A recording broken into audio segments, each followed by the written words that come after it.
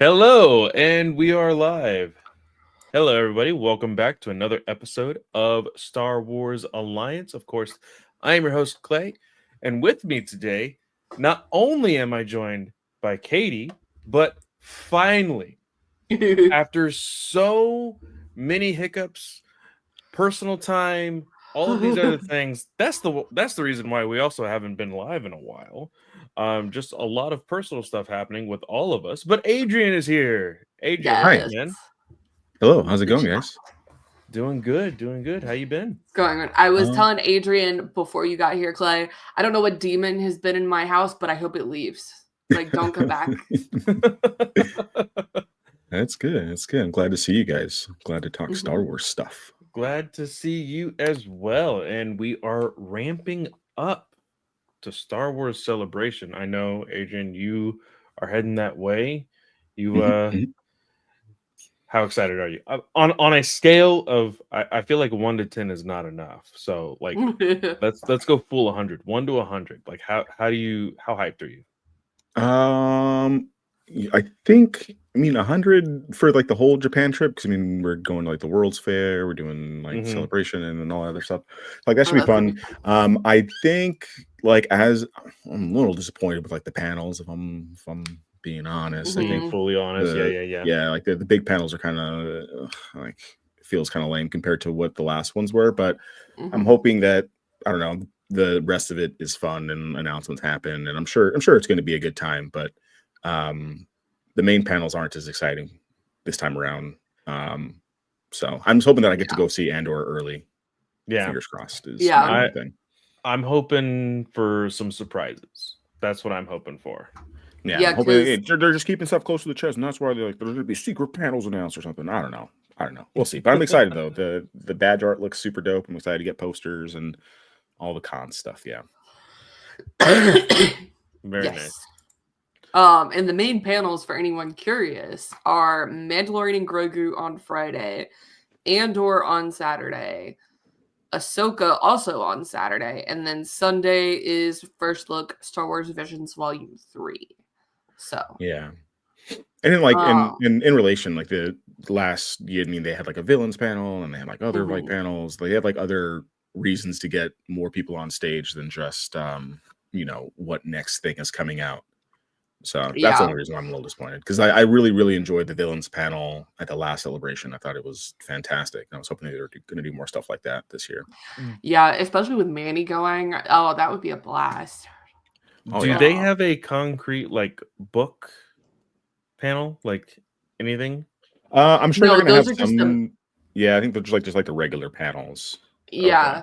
Yeah. It's like those are the only panels that have been announced so far. Yeah, those are So like the main stage Okay. Yeah. panels. All right. Well, let's go ahead and jump into some pieces of news here.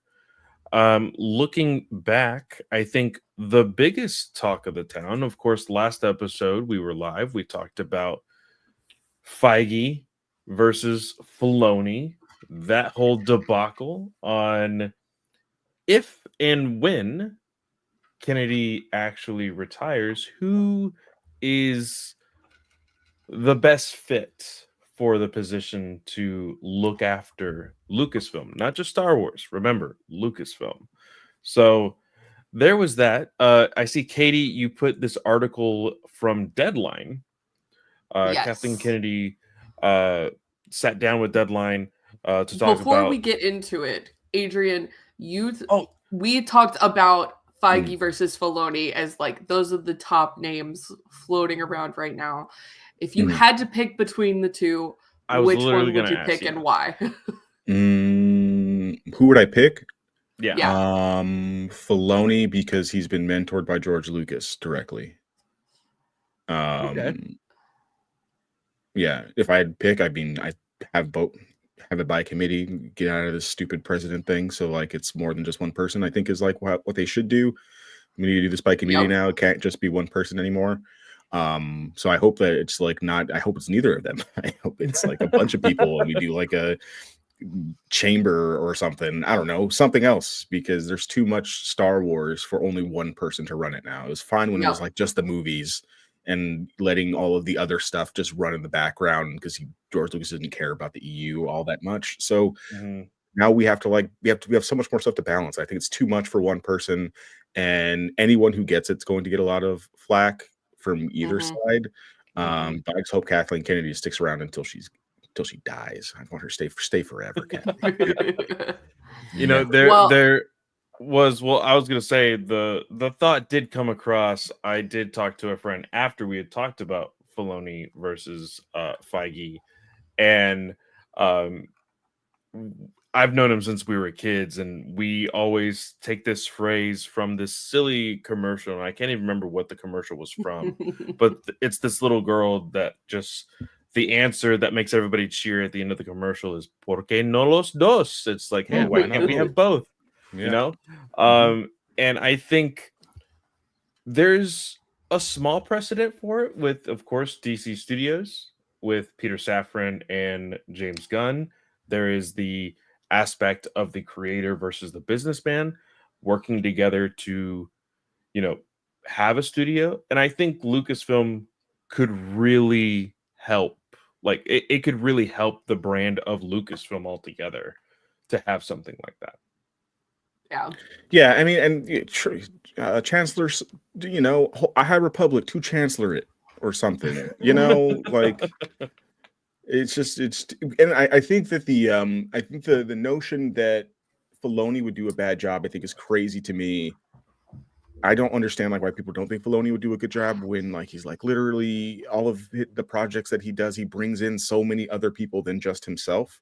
So I don't see why he wouldn't do like the same thing to kind of run the ship. The best episodes of The Mandalorian and the best of anything aren't the ones that he does directly. It's usually somebody else. So if it is him, I feel like he'd be the better pick, because I feel like he would bring in more people to help run the thing in like the creative director role, which I think is like a better thing than having like a president. Yeah. I think president is losing its value as a term. So we do something else instead, please. Yeah. That rings so true right now. But we have the article. The quote taken from here is, "The truth is," this is from Kathleen Kennedy herself. "The truth is, and I want to just say out loud and clear, I am not retiring. I will never retire from movies. What's happening at Lucasfilm is I have been talking for quite some time with both Bob and Alan about what eventual succession might look like. We have an amazing bench of people here, and we have every intention of making an announcement months or a year down the road." So the answer to the question of, is she stepping down from Lucasfilm, is yes, basically. Doesn't mean she's going to stop producing the movies. Like, she can still be an executive producer. The answer is, in the next year, there will be a new president of Lucasfilm, or a successor to lead Lucasfilm in some way, shape, or form. That's the fancy jargon here. Would y'all two agree? I mean, yeah. I mean, that's what it sounds like, but also just sounds like, shut up, you don't know like what you guys are talking about, and this became a whole big thing and it shouldn't have been. I think is what it feels like to me. Like, chill. Like, if once it happens, you guys will know. We're not hiding it. Like, you guys will know what the plan is. Is what I got out of that anyway. Oh, go ahead. Sorry, I just think there's more credence to it, because there's been rumors that she's retiring or stepping down for years at this point. And to have the interview now just says, okay, hey, there's a little bit of truth to this, but I got to deflect somewhat here. So that's my opinion. Yeah. And I just also want to piggyback off of something that Adrian said, you know, saying the fact that, you know, you don't want her to retire until she's dead. Katie saying how successful she has been. This article does state Kennedy is arguably the most successful female producer and executive in Hollywood history. She has Yep. produced more than 70 films that have collected 120 Oscar nominations and 25 wins. And she herself was awarded the honorary Oscar with the Irving G. Thalberg Memorial Award, uh, with 8 other Oscar nominations. Like, Mhm. she is a powerhouse. And She's a legend. I don't think people see past Star Wars with her, unfortunately. And I think that may be one of the reasons why I think, hey, you know what?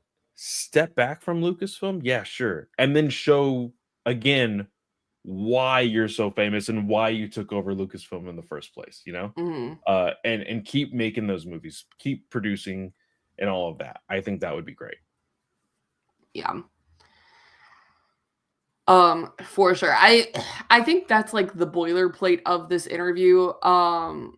She doesn't really address like they try to go, oh, is Filoni your successor? And she's like, yeah, like there's an internal process basically.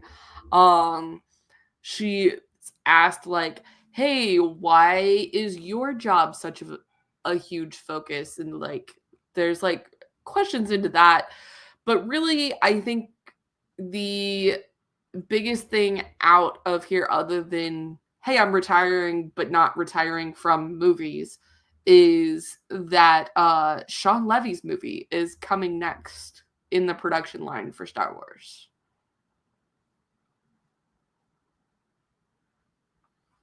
Any thoughts on that versus like Mansgold's movie and like Filoni's movie? I'll believe him when there's a trailer and stuff is like set and there's an announcement on it. It's just so much stuff, dude. Just like this, how many times I can't like be excited for a director I like just for. I think for me, it comes like a lot to like the trailers. Like it's preliminary talks. This is the thing that's next on the docket. And then, Kevin Feige, if you go with like an MCU, look at all this stuff that we never got. Yeah. So Yeah. it being announced is fun. But until we get, look at all the stuff that was announced at Star Wars Celebration last time and how much movement has happened on like literally any of it since then. Yeah. Very little. That's also true. Tempered expectations, I'm always down for new Star Wars stuff, but until stuff is concrete and like people are booked, I'm like, oh, cool. Until something concrete happens, especially since I'm a Star Wars game person too, where if you're like, oh, where's a new game? Then there's never comes. And I'm just like stuck with being a damn Jedi in every damn Star Wars game. I feel the same way. Kind of taking the conversation in a completely different direction, but not really. But like, I agree, Adrian. It's hard to get excited about anything now. But like today, that Lilo and Stitch trailer brought a tear to my damn eye, man. Like, I saw that and I was like, oh, I'm so pumped. I immediately sent it to Abby and I was like, I think we may actually have to take Amberlyn to watch this.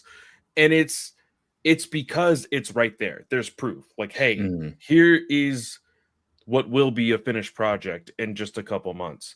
Whereas, like you said, with a lot of this stuff, especially and Celebration wasn't even last year. It was 2 years ago, right? Yeah. So that's even worse in my mind.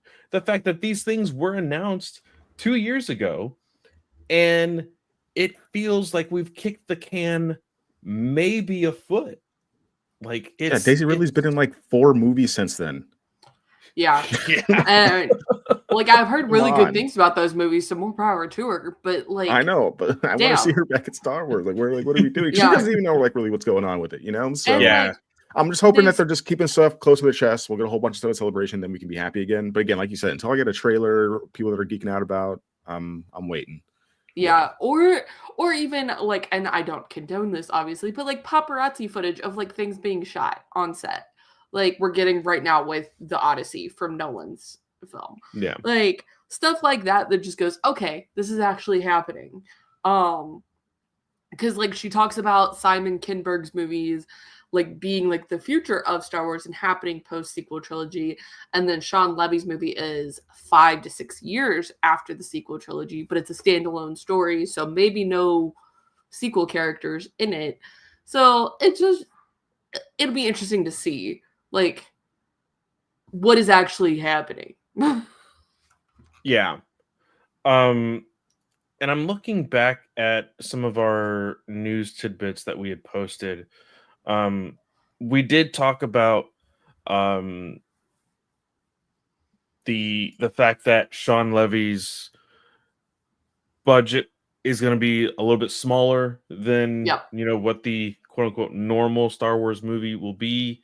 And Agent, I don't think like so far since you've been on the show, we haven't really had the chance to hear your opinion on this, but like the Ryan Gosling casting, the fact that it will be uh, its own standalone thing. Like, how are you feeling about all of these elements that are coming out of what will be Sean Levy's movie?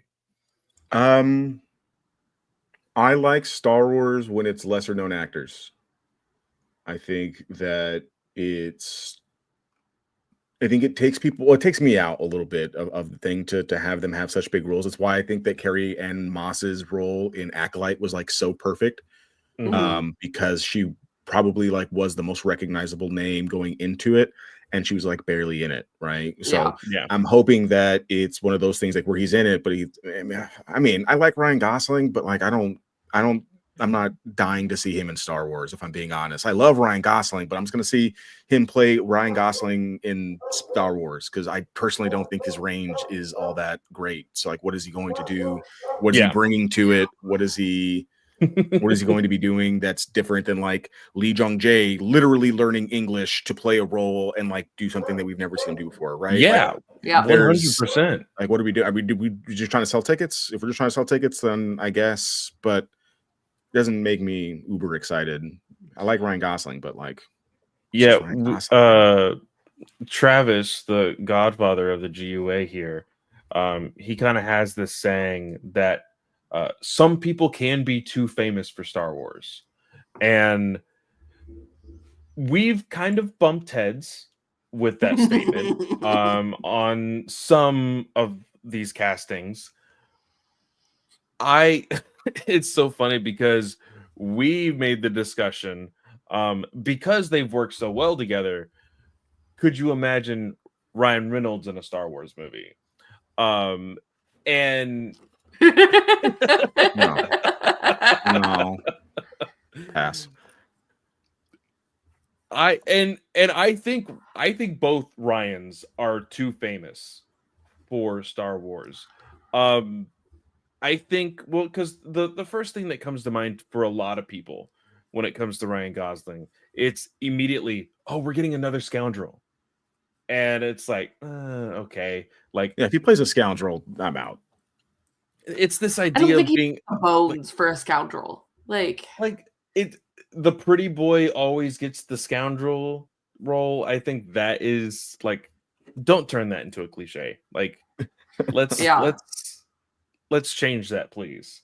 And Um and it just is like my opinion on like too famous for Star Wars. Like I don't think there's anybody too famous for Star Wars because like I don't blame these actors for going, that's my childhood dream to be in Star Wars. Like I would love to do that. So I don't want to like go, oh, you're too famous for Star Wars. Like I won't do that kind of thing. But like I also don't think it's too much to say, hey, play an alien instead of a human. So we Yeah, already like know what's his yeah. Gosling is face playing from a the human. Bear and Shameless. I can't think of his name off the top of my Yeah. head, but like Jeremy something. Jeremy Allen. Yeah, like Jeremy Allen. Like Jeremy Allen, probably Mhm. too big to be in Star Wars. But what is he going to be? He's going to be a Hut something. Yep. Yeah. That works. Give me Mhm. that. Put him in some prosthetics. I'm down. Well, in you know, with what we have, I saw Ryan Gosling and I was like, we're kind of burnt. I'm not gonna say burnt out on Jedi in Star Wars, but I was like, hey, you know, Ryan Gosling could possibly fit the look for a corn horn. And like, that's just, I threw that out there while also throwing out the fact that there's the rumor of Henry Cavill being in a Star Wars film, uh, having him as, oh shoot, what's his name? Exar Kun. Exar Kun. I think that would be kind of Mhm. cool. Uh, but yeah, just you know, when it comes to these types of castings, because I you know, throwing my own words in my mouth, throwing my foot in my mouth with, you know, being too famous for Star Wars, I'll take Henry Cavill in a Star Wars movie. 100% I will. But yeah, it is what it is. I'll say I like Henry Cavill because Henry Cavill has range. I think more range than either of the Ryans personally. Mhm. Again, my thing is like it's unless he's doing something like either of them are doing something groundbreaking with the role. Like if it's like a Ryan Gosling like love story, cool, dope. Is it gonna be like a Ryan Gosling like funny guy thing where he's just gonna be handsome and like endearing and blah blah blah blah blah? There's a million and five other white guys in Hollywood that I'm sure can play the exact same role. Like why Ryan Gosling? Like Yeah. I think the typecasting has to be important. That's why The Acolyte was so good because it was big name actor, big name, you know, quote unquote big name actors that were specifically done for the roles that Leslie Henled like had in mind, right? It was very Yeah. particular casting. So is it casting like that, or is it casting just to go get his buddy into Star Wars because that was his dream, and then I get to like watch how like another white dude gets to go be in Star Wars because it's always been his dream and blah blah blah blah blah. That's everybody's dream, man. I don't care. Like if it's me, I'm like, yeah, no, like that's my dream, but like let someone else go. Let someone else go do it because Yeah. it's not my lane. Stay in your lane. And that's Yeah. a fair point. Words. I think that's basically it on Sean Levy's film and such. So Stephen Knight, the writer who was attached to the new Jedi Order film, did an interview with the Playlist, where he talked about writing on the Star Wars film, and he said he loved working on the movie and praised the Lucasfilm chief. He said, I mean, it was such a great experience, and I'm not just saying this. They were great people. Kathleen Kennedy is a pleasure to work with. Lucasfilm are smart people who know their craft. And for me, it's like a particular discipline in the world of writing and film. It's this world, and you enter the world, and you do your bit, and you do your take. I always knew the process then moves on. So I don't know what of the writing that I've submitted is going to end up in whatever the next incarnation of that movie is. It's just great to be there and to be a part of that. Yeah. It sounds like he enjoyed working on it, and it was standard Hollywood process, like you and I talked about when him leaving was announced. So. Mm-hmm.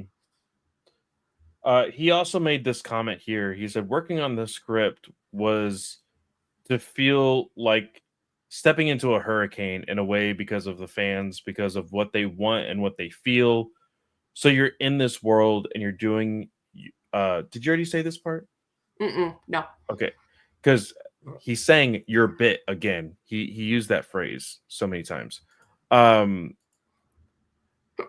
He said you either get blown away and use it, and I really wanted to use that energy to do what I do, to contribute what I want to contribute. I don't think did we talk about what he's done in the past as far as like if I am aware of what he has done? I can't remember. Mainly I think the big things have been Peaky Blinders, 1,000 Blows, Luck, and Serenity. I have not seen anything he's done. Actually, I think he did Watchmen, didn't he? I want to say he did Watchmen. Or maybe that was another writer on this film. seeing that he has done a lot of Who Wants to Be a Millionaire back in the day. But yeah, no, I don't think I have seen any of his work at all. So I'm excited to see what he contributed. He worked on C, which I have not done. I have not watched it, but I know that a lot of people did love that show with Jason Momoa Oh yeah, on that was really Apple good. I TV have seen Plus. that.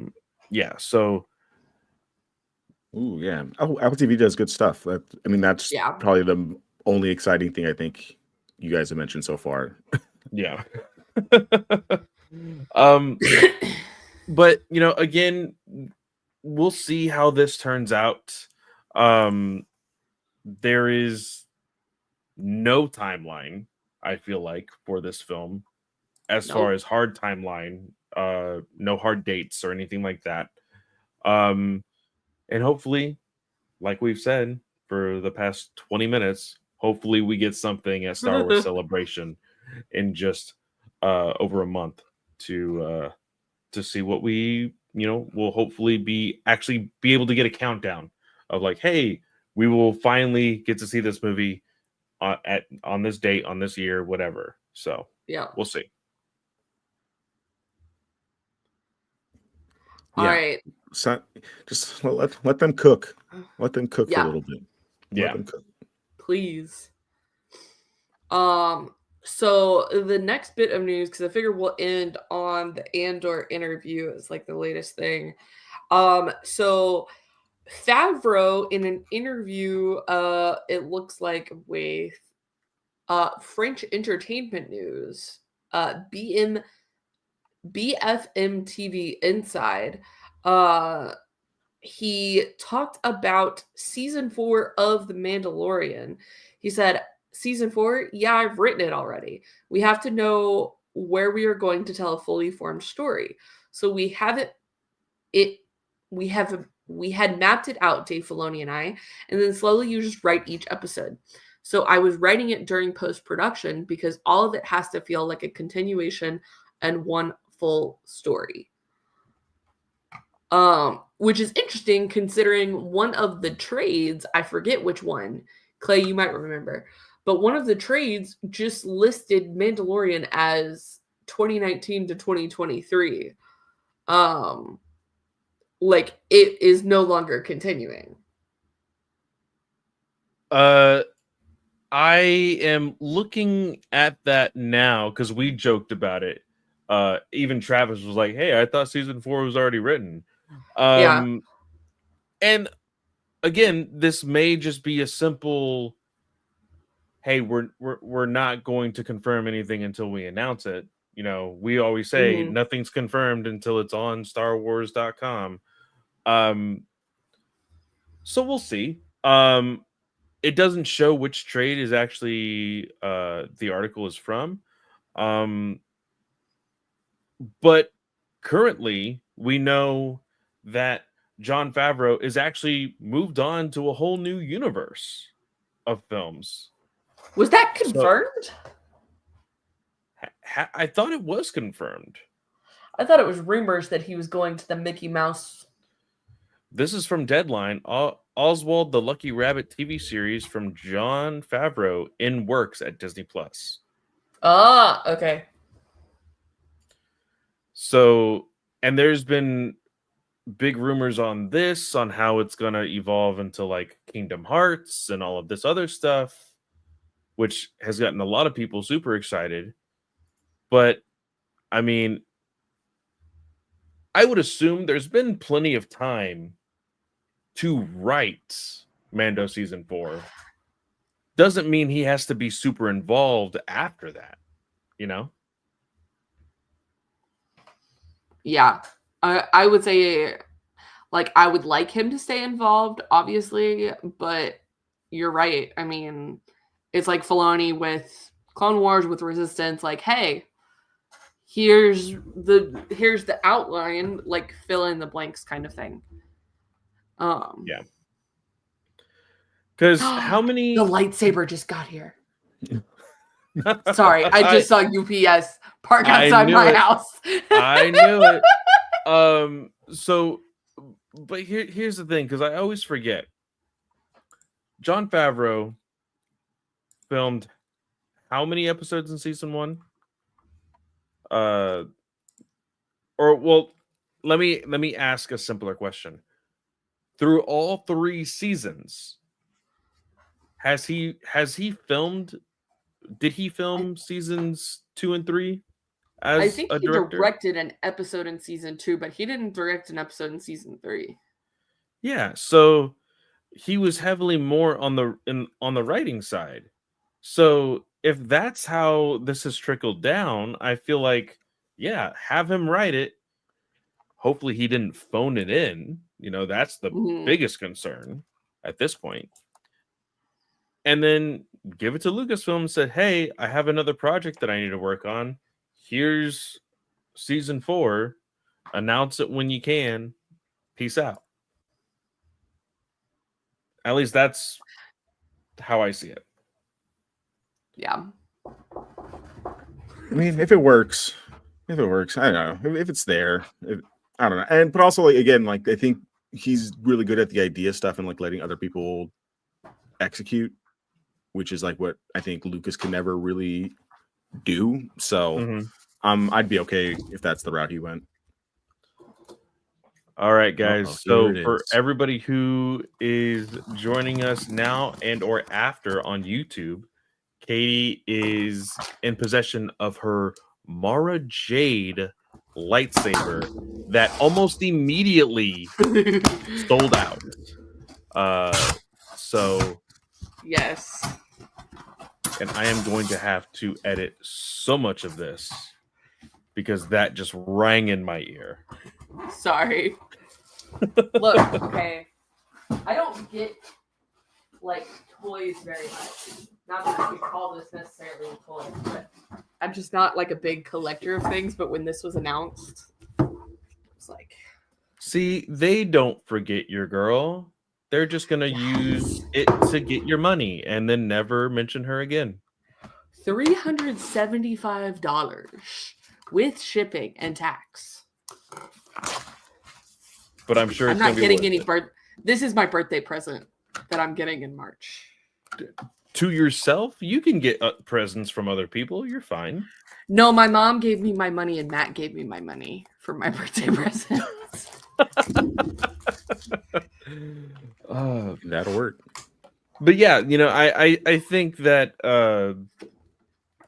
that with Favreau leaving as far as just being the writer, I hope that he and Filoni have, created such a structured part of this universe, being the Mandoverse, that what is that? Is that a this Mara is the, Jade like, number exclusive 1 comic that comes with it?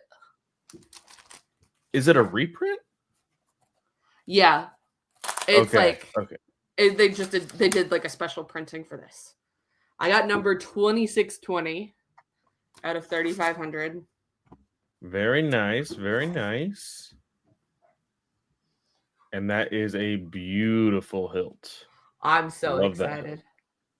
I did not get a blade. I was too cheap to get the blade, so I just have the hilt. Hey, the blade can come later. Yes. Without the blade, it's easier to mount if you ever want to mount it anywhere. Just letting you know. Yeah, that is true. I'm so excited. Like, I always looked at like the Force FX lightsabers and stuff. But for the longest time, I had Saberforge bookmarked on my browser, and specifically, I had the Rapier handguard lightsaber. Yeah, and I was like, I'm gonna get it one of these days. I'm gonna get it, and then they sold out, and they haven't brought it back since. So very sad day. But with that is the last of the Mando news. the next thing on our list for news, and I believe it's the last, would be this conversation with Tony Gilroy, with Collider. So, Katie, you want to jump on this one? Yes. So he talks. So I'm not gonna I'm gonna hit the high points of this interview, which it was an interview with Collider. Maggie is a great journalist. I love what she does. So Clay, I'm gonna make you link this in the description box below so people can go check it out directly. Because obviously it's a long interview, people. But the biggest things that he talks about is for Rogue One in particular, because we are headed obviously to Rogue One with the 12 episodes of Andor that are upcoming. And he wants to make sure that as we go to Rogue One, that people from Rogue One appear in Andor organically. So it's not just shoved in cameos and stuff. Like Melshi, for instance, he wanted that to feel super organic, and anybody else who's going to make an appearance in Andor will have to be done super organically, so it's not detracting from the overall story. The other thing that I found interesting is the Gorman Massacre. The special preview for Andor on Disney Plus did confirm we're going to Gorman in the subtitles and everything, but the Gorman Massacre is actually going to play out over 5 episodes in Andor. So how do y'all think that's going to play in when we know, hey, we're doing 3 episodes, then skipping to the next year? We shouldn't have known that at all. We shouldn't have known that at all. It's so silly, I think, for me. Like, we didn't need that second teaser at all. I think that second teaser really, gave away too much, man. Like, if you shouldn't need to be excited that a bunch of people are going to get massacred over 5 episodes to want to go see this. That shouldn't be why we're coming to this. And I know that what everyone's doing, everyone's really excited for Tarkin to smash a bunch of people with a Star Destroyer. I'm not. I don't need to see atrocities to know that the Empire is bad. And I think that's the more time goes on, the more Andor falls on my list, because I just don't understand why we are still not glazing, but we're putting this. And I really love the interview with Maggie for sure, but I just think that we're just doing too much. We went from no trailers, nothing talking about Andor to them giving us multiple teasers, multiple things, giving away one of the biggest things in the Galactic Civil War. Why? Why not just let that stuff play out organically, like you're saying? If you want something to be organic, say, hey, Andor season 2, come get it. You shouldn't have to do anything more than that. And I just wish that we didn't know about it. I wish we didn't know about it. Yeah. And I think everybody, let's be honest, everybody and their mother who's big Star Wars people knew the Gorman Massacre was coming because of Rebels and everything. But say, the direct quote from Gilroy is Gorman is really unannounced, or it's not described, not unannounced. And so he said, quite honestly, it's very expensive to build, so we really want to use it as much as possible. So it carries over 5 different episodes. So okay, why was that necessary? That's not sure, talk about how the set, but Disney already wants you to be economical. We believe that you're being as economical as possible. It's like if we're in Revenge of the Sith and someone's like, they're going to do Order 66, and then you hype up Order 66 for a month before the movie comes out. You could have just waited. You could just wait 1 month. Wait 1 month and then let us just all experience that as organically as you want us to in the story. Yeah, I don't know, Tony. Well, he did also talk about the release schedule of the 3 episodes a week. And Maggie, how do you guys feel about that? I'm not down. I think that's silly. I don't like it. Silly decision, I think. Well, it's getting harder and harder for me to schedule my time around these things. I like the idea of a movie a week, a movie a week sounds great, Yep. but that's the PR thing. I swear that was like a PR answer. Like, oh, well, just think of it as a movie a week now. No, I have to think about it as committing an hour and a half instead of 45 minutes of my week to doing this. And I think that there's a An diminishing hour and a returns half at least. and then how are we supposed to talk about it, right? Like, I don't think like it's going to be talked about as much. It's going to go like this. We're going to be done with it so quickly. And it feels like it's a discredit. Like, if Andor is that good, if we love Andor that much, we shouldn't be rushing through it if it's that big a deal, I think. Because if we're doing this for 5 episodes, imagine doing this because that's like Game of Thrones level battle stuff, right? And if we're going to stretch it, like, let's stretch it over weeks. Like, really make us feel it, not. Yeah. And I know, and it's not his, and he didn't decide that, right? It's a Disney decision. I'm pretty sure if he had his way, this would be 5 seasons. I'm sure if he had his way, right? Yeah. So I think he's just trying to like spin it to kind of like what's like the best way out of it. But I don't know. And you know, I don't know what is going on in Disney's head because of the reaction to Andor season 1.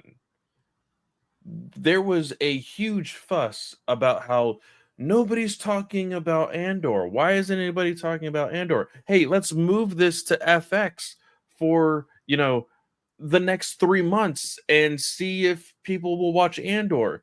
And then now you're scrunching it up into a blink of an eye and expect people to talk about Andor for months? Like, that's people to not get it, I going think, to more than anything. Like, are people going to sit there and like think about it?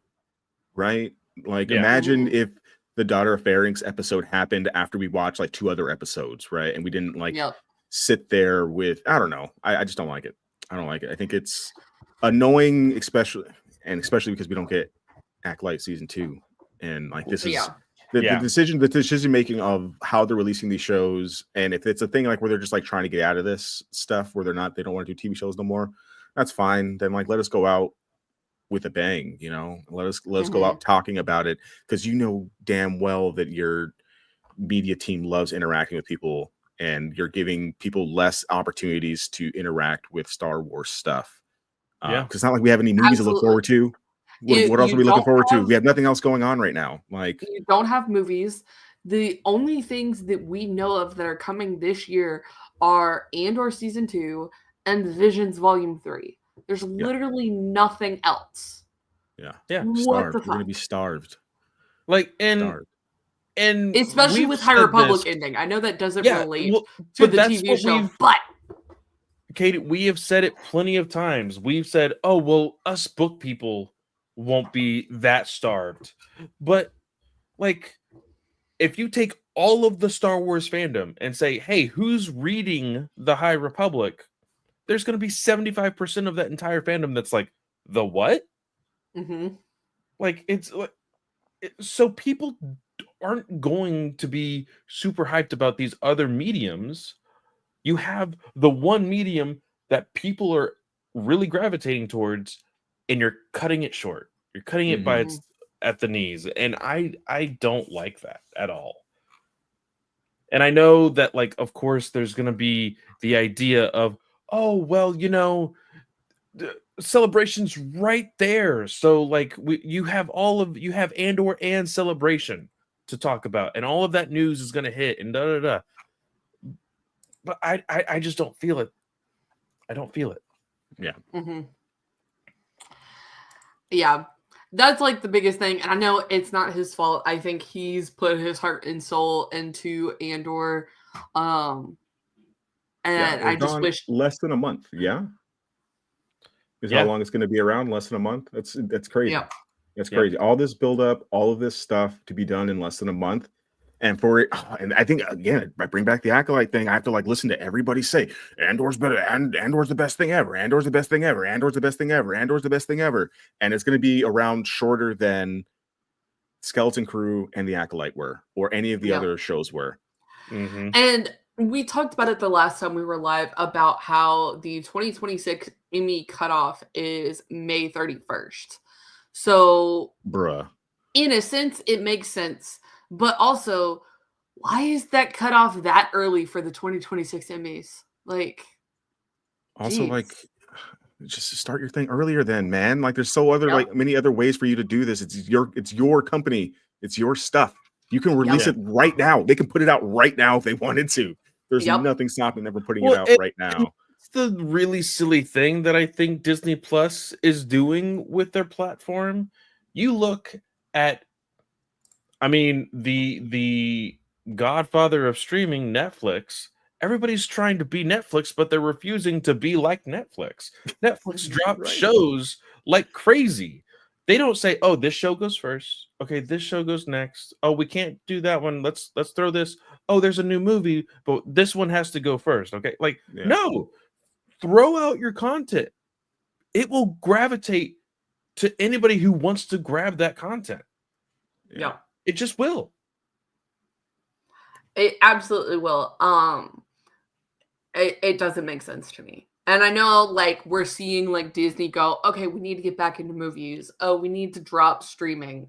Like, but also... Why are you putting the first 3 episodes of Andor on YouTube then, like, this week? Yep. Doesn't make sense. Wait, they're putting it on YouTube? Yeah, I have not heard this before. They put Andor season 1 on YouTube, right? Did I see that? They put the first 3 episodes on YouTube, and then they did a 14-minute summary on Andor season 1. Like, that's wild. So yeah, that's just weird. I'm excited. I'm sure I'm gonna love it, but people who love that movie and glaze that movie so hard, it made me not like it anymore, I think. Or like that show. Stellan Skarsgård's speech is overrated, by the way, too. I saw your post on that. And I love the SpongeBob gift that you use for that. And I'll admit, no, we talked about it. We really enjoyed it. We see all the time people gassing up the speech. To see, it was a little jaw dropping because I was not expecting it. When you were like hot take, I was like, oh damn.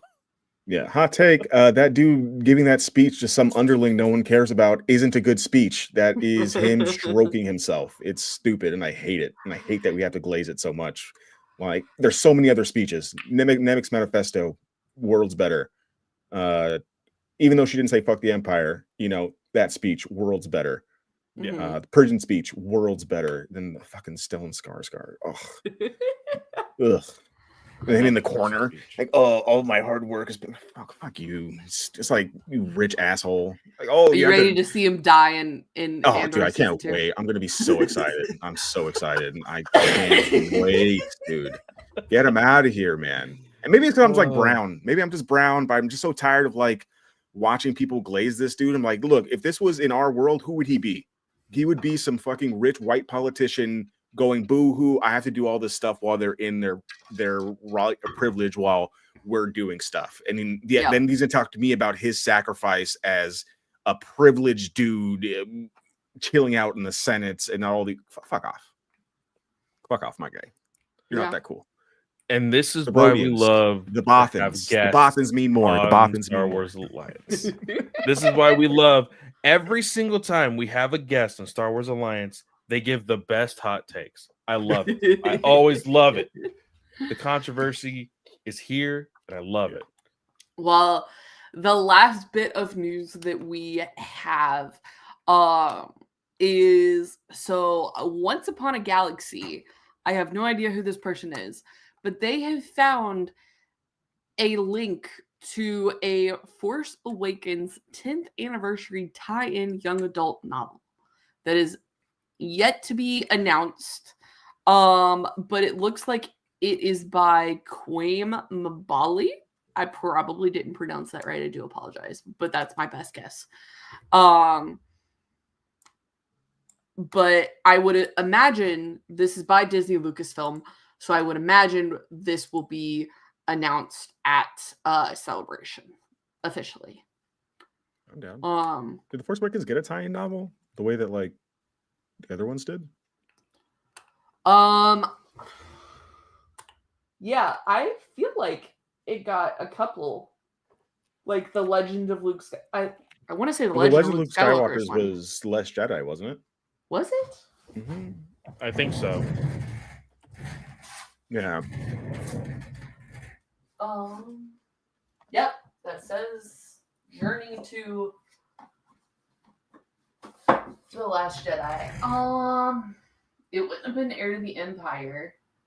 Yeah, I don't think it has one. I'm trying to like think, and there's usually like the Journey 2, right? Is usually like their books. And I wouldn't know really it. count Aftermath. I mean, Aftermath's probably like the closest thing. Yeah.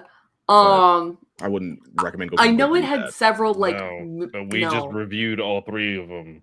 No. Hey, look, man, I like Tevin Wexley, but like there's some other stuff I don't like, you know. Yep. But I get So I think the only thing they really had was potentially Aftermath, and then several like middle grade, like young reader books. So like nothing like major big. Bloodline, I guess technically. Bloodline, I would count Bloodline's pretty Bloodline. close. Yeah, Bloodline's pretty close. Which one was Bloodline?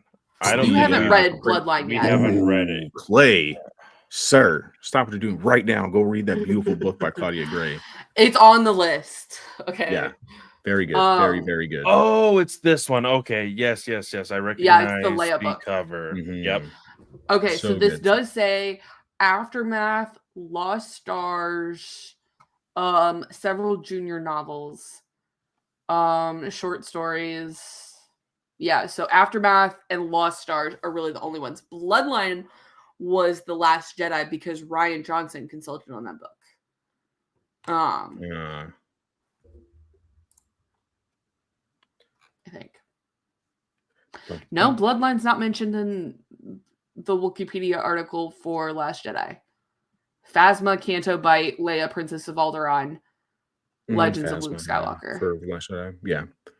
Yeah. So anyway, yeah, but yeah, so that's why I was trying to think really hard because I love The Force Awakens and I feel like I've read everything that like leads up to that, and I couldn't think of a tie-in novel the way that like the Legends of Luke Skywalker was like a tie-in novel. You know what I mean? So I'm psyched for that. Sign me up. I will go get if they're selling it there, I'll get y'all copies. Knowing Disney, probably they'll probably announce it and then have it on sale. So yes, would appreciate copies. Oh, Adrian, yes, finally. No, like seriously, there has been like 3 times. There has been 3 times where Star Wars has announced like a book or something, and we've known somebody that's going to be at a convention, and like they never follow through, and I'm just like, dang it. Yeah, I think I sent Katie a book last time. Yeah.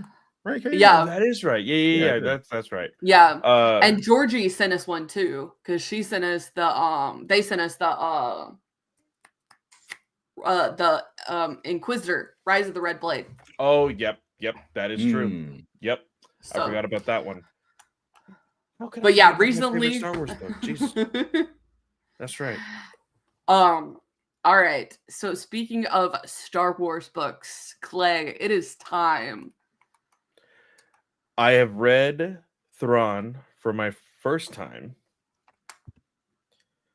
So I texted you this, Katie. I hate how much I like this book. I hate it. Adrian, I have a despising hate for Thrawn, mainly through the Legends books.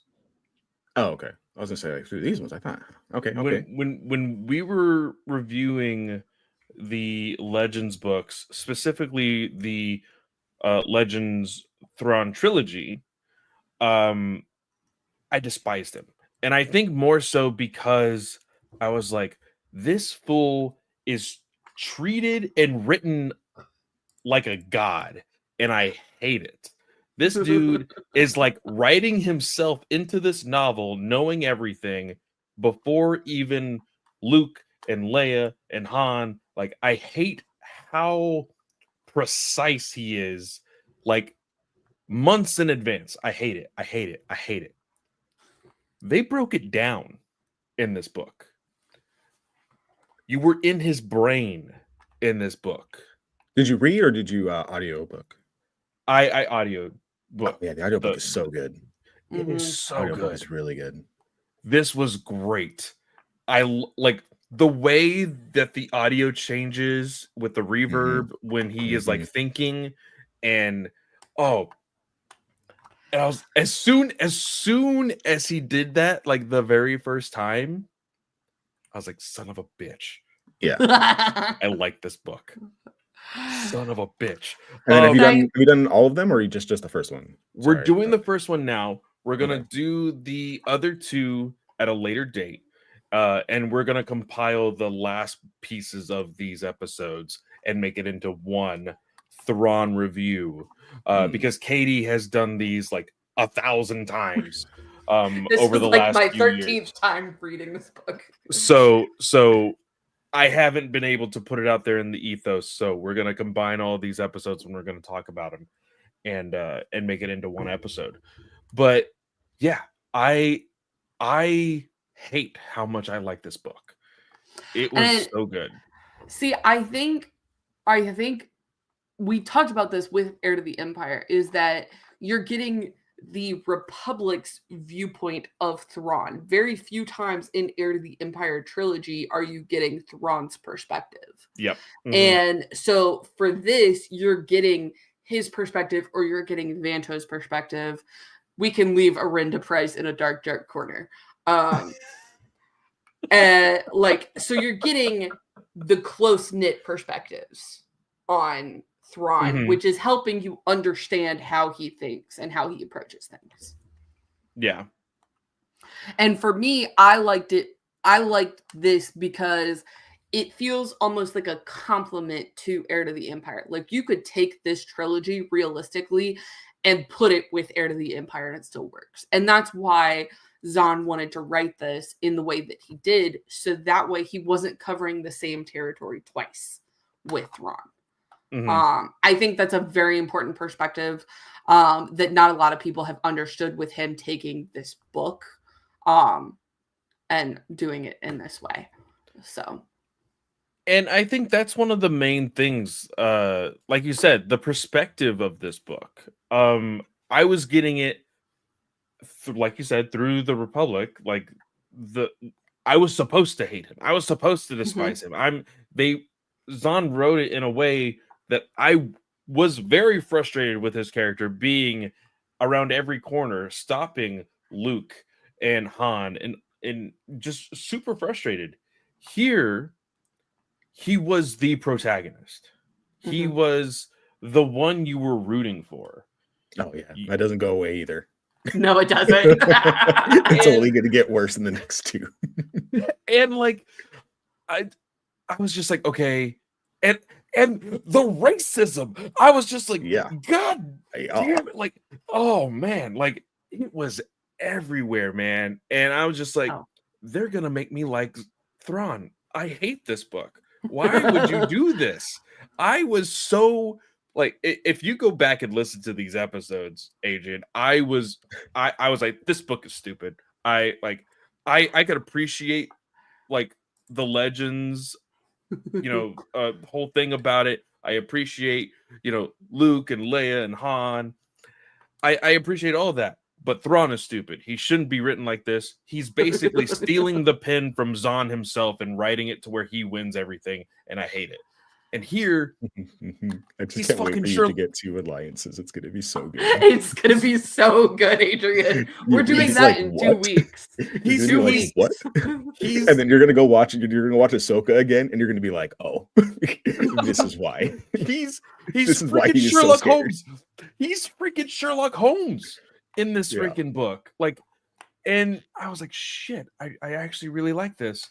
And then, fucking end.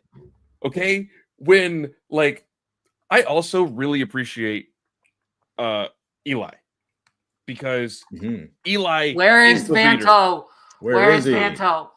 Eli is the reader. He's like, okay, I don't know if I should like you, but okay, I'm actually a little frustrated because you're like putting me down, and not like now I'm forced to like stay with you when my horizons were like all right there, and I could have done so many different things with my life, and now I'm stuck with you.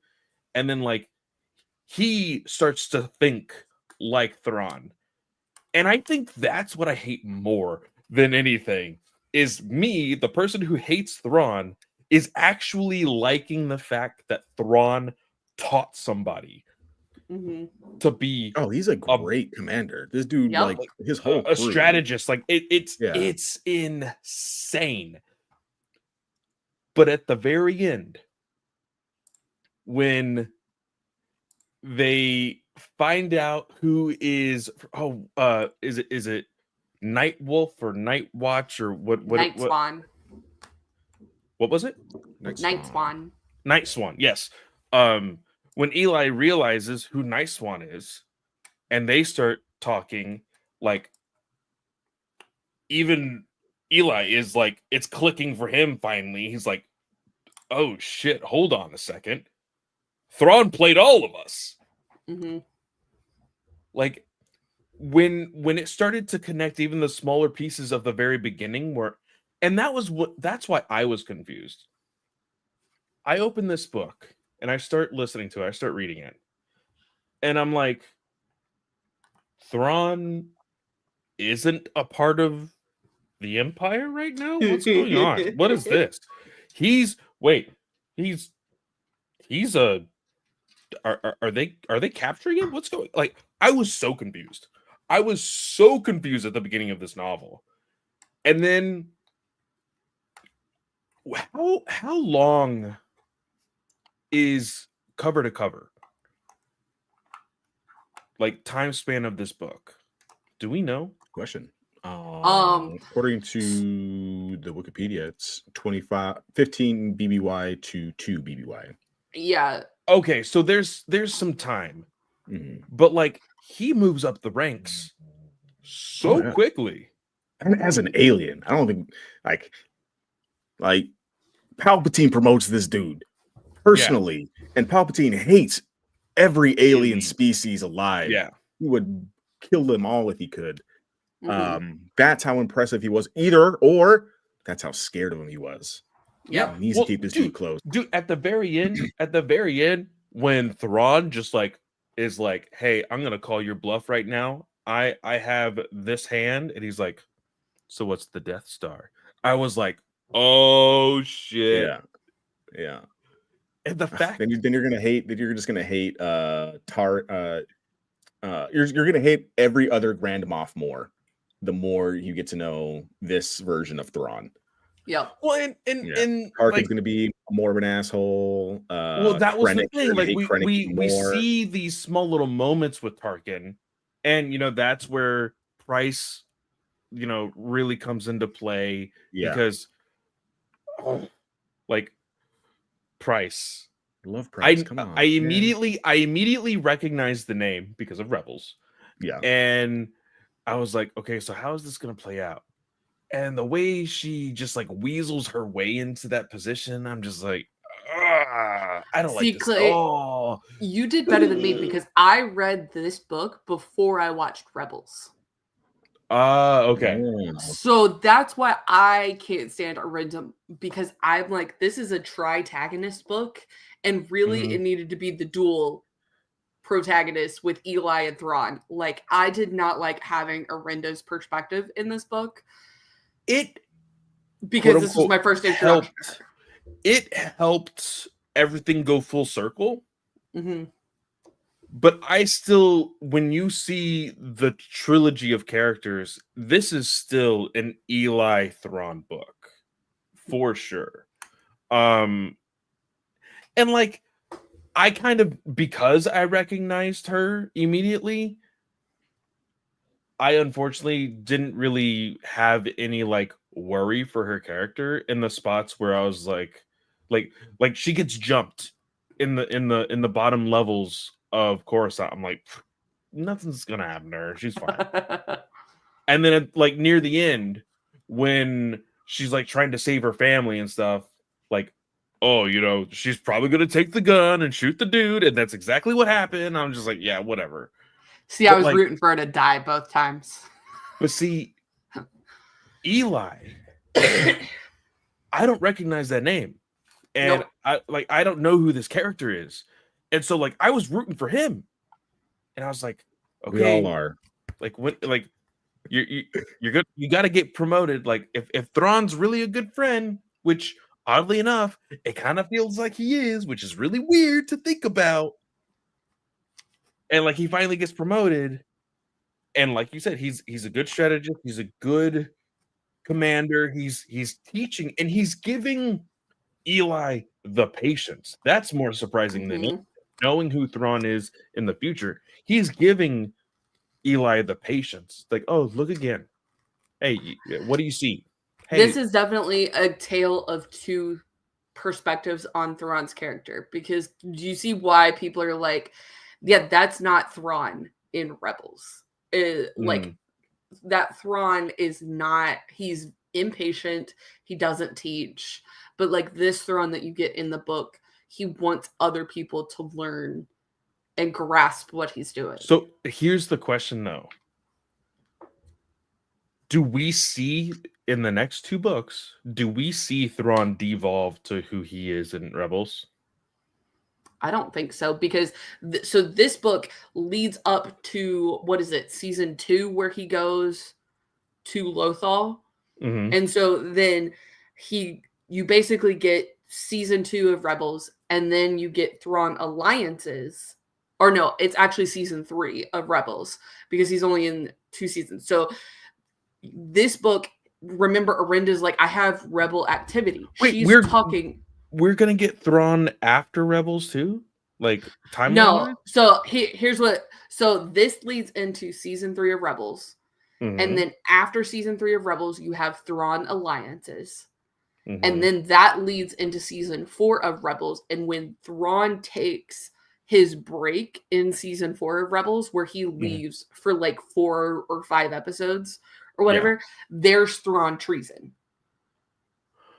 Oh, okay. So everything is kind of playing out. So this was like your prequel to Rebels season 3.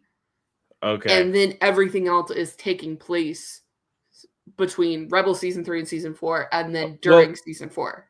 If as long as we don't see the de-evolution of Thrawn into who he was in Rebels and who he is in Legends, I'm good.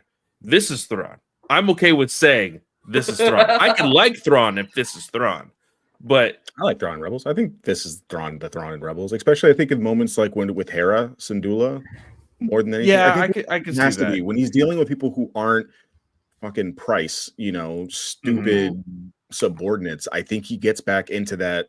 I don't think he's been challenged. By the time we see him in Rebels, I don't think he's been challenged. That's by true. Anybody. So I think that I think that's why Ahsoka is such an interesting thing for him to battle against in the Ahsoka shows, because he hasn't been tested like that since, Kanan and crew. And I think that's why Kanan and crew caught him off guard so much, is that he wasn't ready for. He really did think that they were just like stupid little bugs that he was going to smack out, and it just didn't happen that way. So I think he got into it too late, back into his grindy phase, because he's seen some stuff. You're gonna see an alliance. This man has seen some stuff. Yeah. There's a reason why he's scared and of, like the Rebels. When he like mentions like because he like brushes it off, kind of this like offhand comment. He's like, oh yeah, Commander Skywalker, and everybody's like, what? Who? What are you talking about, Willis? Like, and I was like, I what do you mean? Like, and his obsession with the Clone Wars, like there were so many like little things like there, and I'm like, there's something that he's not masterfully.